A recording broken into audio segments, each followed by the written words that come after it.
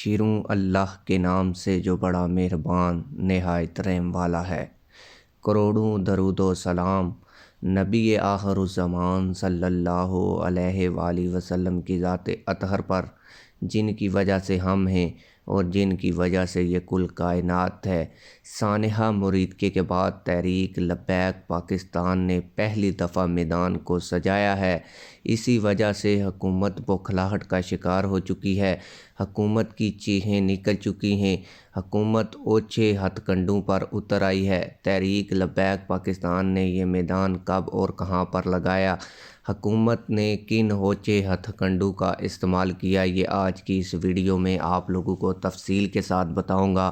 لیکن ویڈیو شروع کرنے سے پہلے آپ لوگوں سے یہی گزارش ہے کہ ویڈیو کو لائک کریں، چینل کو سبسکرائب کریں تاکہ ہماری ہر نئی آنے والی ویڈیو آپ لوگوں کو بر وقت ملتی رہے۔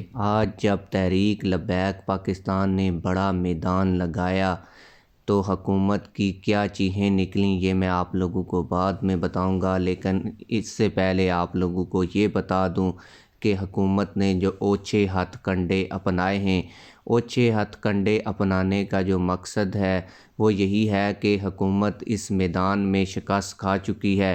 آج میاں والی احمد آباد میں ظلم کی انتہا حکومت کی جانب سے کی گئی۔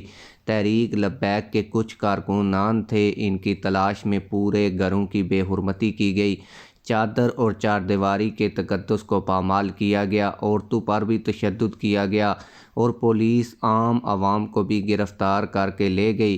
احمد آباد عرف بونکی پر تقریباً 50-60 بزرگوں نوجوانوں کو پولیس پکڑ کر لے گئی اور تشدد بھی کیا اور پولیس والے ہوائی فائرنگ بھی کرتے رہے۔ آپ لوگوں کو بتاتا چلوں کہ یہ اوچھے ہتھ کنڈے اس وقت حکومت نے اپنائے جب تحریک لبیک پاکستان نے ایک بڑے میدان میں حافظ سعد رضوی صاحب کی رہائی کے لیے ایک بڑا ٹرینڈ سیٹ کیا۔